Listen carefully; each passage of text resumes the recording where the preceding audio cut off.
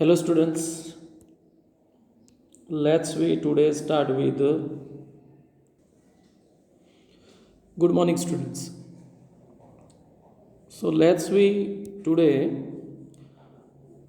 understand about the test cross. So in test cross, generally Mendel is taking about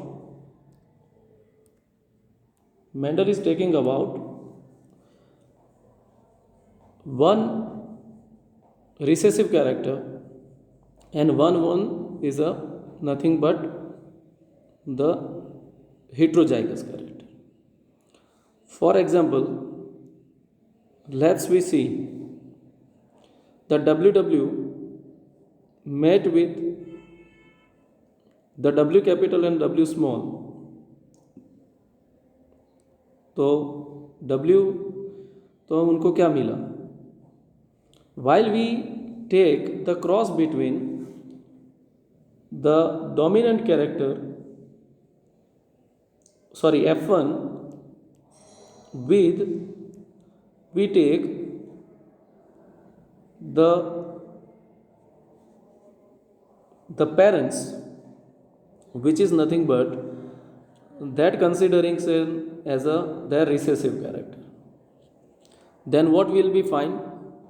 Will be find the character having the 50% chances of heterozygosity and 50% pure gene will be take.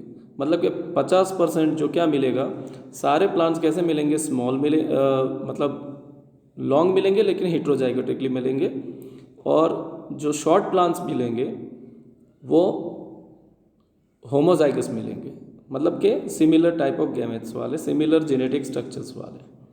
So this is called the test cross. तो Mendel ने जब दो experiment किए, पहला experiment we already find in that. So here the law of dominance के लिए उन्होंने जो पहला एक्सपेरिमेंट फाइंड किया, generally the first experiment that is law of dominance. The character are controlled by the discrete unit is called factors. Okay, so these factors उन्होंने ये कहा कि जो लाक्षणिकता के लिए जो जीन है, उन्होंने जीन वर्ड यूज़ नहीं किया था, कि फैक्टर वर्ड्स यूज़ किया था. और फैक्टर हमेशा किस में होते हैं, पेयर में होते हैं.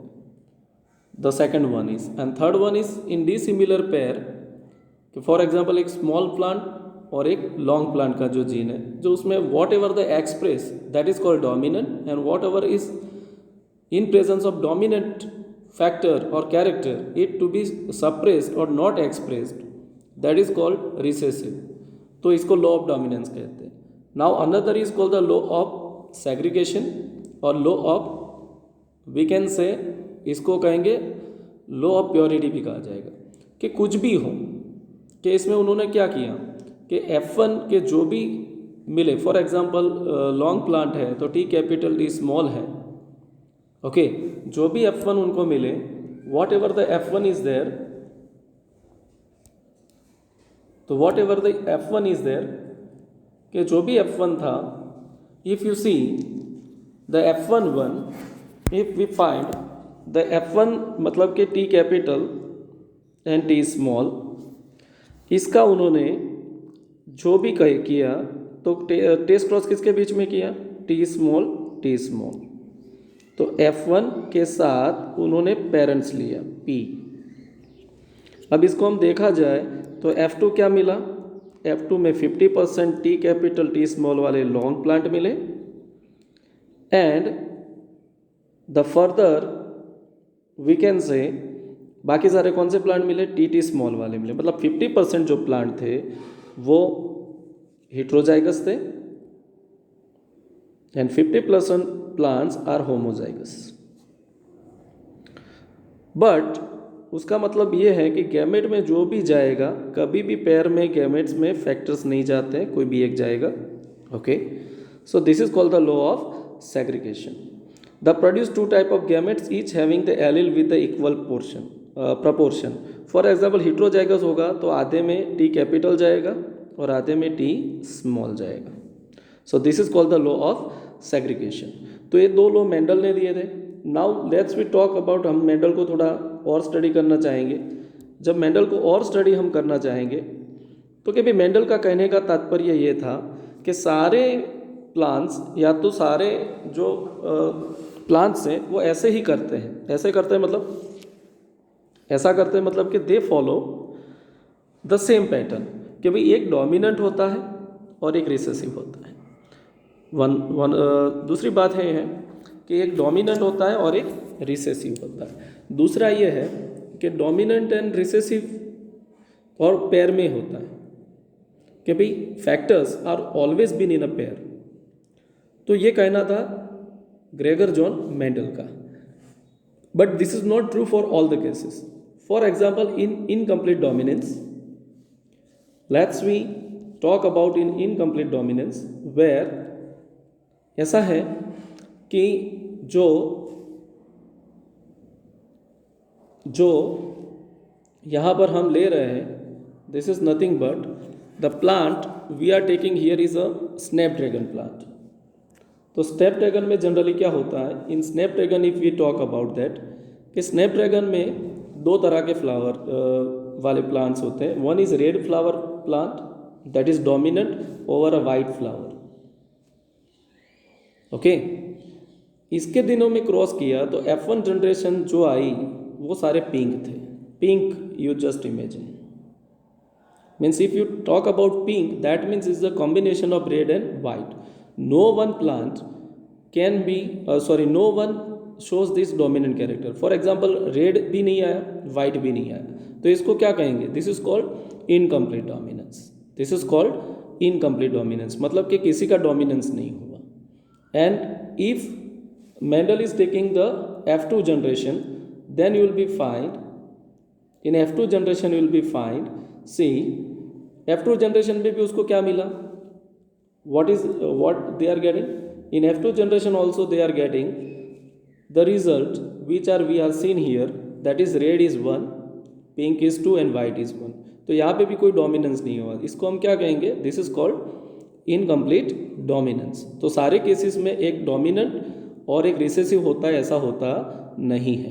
ओके, इसके अलावा another example we are taking that is about, ये तो ये हो गया कि इसमें डोमिनेंट नॉट डोमिनेंट। अब दूसरा एक केस है that we are taking the codominance. Generally we are talking about the blood groups. Blood group की जब बात आती है तब कोडोमिनेंस की हम बात करते हैं। We are talking in blood group the codominance. So AB blood group, for example, I am talking about the possibilities of IA, this is for blood group A। आपको मालूम है कि blood group AB and O मतलब 0। तो blood group generally कैसे जाने जाते हैं, तो A antigen is present on RBC, तो A ब्लड ग्रुप कहा जाता है। बी एंटीजन आरबीसी पे हो तो उसको बी एंटीजन कहा जाता है। एंटीबॉडी हमेशा डिफरेंट ऑपोजिट होगी, that you already know. A B मतलब the A B group that means both are antibody present on RBC, and O means there is no any antigens are present on RBC. तो antigen RBC के ऊपर होते हैं, antibody blood plasma में होती है। हमेशा ब्लड प्लाज्मा एंटीजन ए है तो उसकी एंटीबॉडी ब्लड प्लाज्मा में क्या होगी, बी होगी। That you have to keep in your mind. जब बी ब्लड ग्रुप है तो उसकी एंटीबॉडी ब्लड प्लाज्मा में क्या होगी, ए होगी। और ए बी है तो उसकी कोई एंटीबॉडी नहीं होती, और ओ है तो उनमें दोनों एंटीबॉडी होती है। अब इसमें केस हमको सीधा दिमाग में ये लेना है। फॉर एग्जाम्पल ब्लड ग्रुप के लिए मेंडल का कहना ऐसा था कि पहले तो कि ब्लड ग्रुप के लिए कितने जो फैक्टर्स होते हैं वो पेयर में होते हैं, ओके, एलील्स के रूप में। लेकिन यहाँ पर 3 है, I A capital A, I capital B capital and small I. तो जनरली स्मॉल आई इसमें क्या है, अब इसमें example we are taking about A B blood group. A B blood group में देखो ए एंटीजन वाला भी जीन है और बी एंटीजन वाला है, तो दोनों एक्सप्रेस हुआ, that is called the codominance. मतलब कि नो वर्ड कैन बी, दोनों ने अपना प्रभाव दिखाया। तो इसमें किसी को डोमिनेंस नहीं कह सकते, किसी को रिसेसिव नहीं कह सकते, इसके दोनों डोमिनेंट हुए। So A B blood group is the example about the codominance. Okay, so this is for we can understand कि ए बी ब्लड ग्रुप हमेशा कोडोमिनेंस के रूप में एग्जाम्पल होता है। तो ये एग्जाम्पल है। तो मेंडल का कहना ये भी गलत है कि एक डोमिनेंट और एक रिसेसिव, यहाँ पे भी रॉन्ग हो जाता है। Another example here we are taken, that is example of P plant. Okay, P plant का आपने एग्जाम्पल देखा हुआ है। Here we talk about the new example, and in this example will be find the two alleles. For example content level हम की बात करेंगे तो बी बी कैपिटल जिसमें स्टार कंटेंट ज़्यादा होता है, and BB small homozygous having the less content of starch. But while we cross with the high content of starch with the low content of starch, then we get the heterozygous offspring F1। हमको F1 क्या मिलता है? heterozygous मिलता है, B capital B small. इसमें medium content of starch है। BB ऐसे generally कौन से सीड होते हैं? एकदम राउंड होते हैं, और स्मॉल बीबी में लेस कंटेंट स्टार्च होने की वजह से वो क्या होते हैं? व्रिंकल इन शेप होते हैं। ओके, अब ये जो व्रिंकल होते हैं उसमें कम स्टार्च पाई जाती है, और जो B B capital they having the high quantity of starch होता है। While we cross with the B B capital वाले प्लांट को B B small homozygous to homozygous हम क्रॉस करेंगे, then we'll be get F1 क्या मिलेगा हमको? B capital B small. But यहाँ पर शेप तो क्या रहेगा? राउंड रहेगा। बट राउंड है, ये तो डोमिनेंट के लिए ये कैरेक्टर है। But here we talk about the content. Content मतलब the starch grain size is consider as a phenotype. तो इसमें स्टार्च कम रहता है। भले ये जो राउंड है वो सीड तो राउंड रहेगा F1, बट जो स्टार्च कंटेंट है वो क्या रहेगा? मीडियम। मीडियम का मतलब क्या होता है? ना कम ना ज़्यादा, मतलब ना डोमिनेंट हुआ बीबी कैपिटल ना डोमिनेंट हुआ बीबी स्मॉल। तो हुआ क्या? Both are showing its. तो देखो यहाँ पर एक मिस्टेक हो जाती है हमारी। जब भी राउंड की बात करें तो डोमिनेंट कैरेक्टर में राउंड डोमिनेंट लिया जाता है, लेकिन जब स्टार्च कंटेंट की बात आती है तो this is the example of nothing but, ये एग्जाम्पल क्या हो जाता है? This example we can say, this example we are considering to for codominance. मतलब कि no one can be dominant, no one can be recessive, both are shows their own dominance. एक और example हम यहाँ पर ले सकते हैं। For example you know that HF cow. HF cow आपने देखी होगी, जिसमें कुछ हिस्सा ब्लैक होता है, कुछ हिस्सा वाइट होता है। तो ये भी एक कोडोमिनेंस का एग्जाम्पल है कि भाई दोनों ही आ जाते हैं एक साथ, तो उसको हम क्या बोलते हैं? कोडोमिनेंस। दोनों का मिक्सचर मिले तो इनकम्प्लीट, और ये क्या है? कोडोमिनेंस। तो ये कुछ मेंडलिज्म की खामियां भी हैं। Now let us we take the dihybrid cross, मतलब टू कैरेक्टर पर एट अ टाइम लेते हैं। The inheritance of two gene, मतलब कि टू जीन, दो जीन एक साथ में। ओके, तो in this experiment Mendel is taken two character पर at a time, so this is also called the dihybrid cross. इसको कौन सा क्रॉस कहा जाता है? This cross is called dihybrid cross. अब इसको समझने का ट्राई करते हैं। Let's we understand about dihybrid cross. इसमें पुनेट स्क्वायर का हम यूज़ करेंगे, रिस्पेक्टिव गैमेट्स हम बनाएंगे, and let's we check out the result of dihybrid cross. Okay, so let us we understand about dihybrid cross. In that हम इसको थोड़ा understand करने का ट्राई करेंगे। Okay, in dihybrid cross he is taking the two character, one is the shape that is round and colour yellow. तो round RR capital is dominant over wrinkle shape, and yellow that dominant over green color. So इनके जो respective gamete आएंगे, this is R capital and Y capital, यहाँ पे R small and Y small आएगा। Okay, so let's we talk about, now we talk about much more in that कि भाई अब इनका जो F1 आया वो तो साफ साफ है कि राउंड एंड येलो आएगा, but the condition is start, the different condition is start with the F2। While we take the F2, तो इसका सेल्फ कराएंगे, राउंड येलो का क्या करवाएंगे अपन? सेल्फ करवाएंगे। Now then will be find the result of adverse one. So let's we compare the result of that one to see that कि while we talk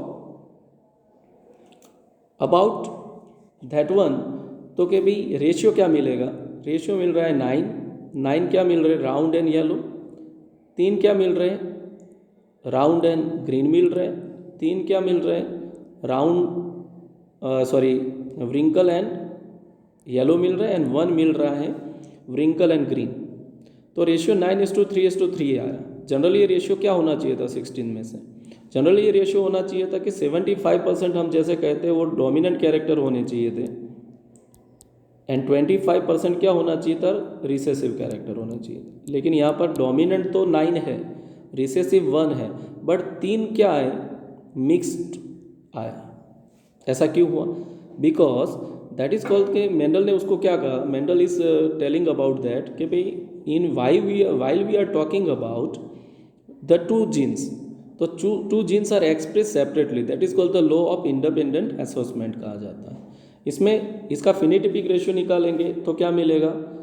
1 completely RR capital वाला निकलेगा, 1:2, see I am here returning over there, 1:2, 1:1, 1:2, 1, 2, 3 and 4, 3, 1. ये रहा अपना जीनेटिकल, ये है phenotypic ratio, and this is the genotypic ratio. 1:2, 2:1, 1:2, 4:3, 2:3:1, मतलब 16, 1, 2, 3, 4, 5, 6, 7, 8, 9, 10, 11, 12, 13, 14, 15 and 16। तो ये रहा, ये जो मैंने लिखा हुआ है that is nothing but this is genotypic ratio. तो इसके ऊपर से मेंडल ने क्या किया? Mendel is providing nothing but Mendel is providing the law of independent assessment, जिसका मतलब क्या होता है? Let's I am explaining to you. इसका मतलब ये रहेगा कि while we talk about that, the independent assessment that while the dihybrid cross is taken, while the two sets of characters are there, the law state that the two pairs of traits are combined in hybrid segregation of one pair of character in independence of the other pair of character। मतलब कि एक character का expression दूसरे के ऊपर प्रभाव नहीं डालता और दूसरे का कैरेक्टर एक पे प्रभाव नहीं डालता, इसीलिए ऐसा हुआ है। This is called the law of independent assessment. So this is very much of important. आपको ऐसे सारे क्वेश्चंस पूछे जाएंगे while you are giving the exam. Okay, so this is for all about Mendelism. Now next we will be talk about the chromosomal theory, and then after we will be talk about the mutations and other topics. So this is for all today. Thank you very much to all of you.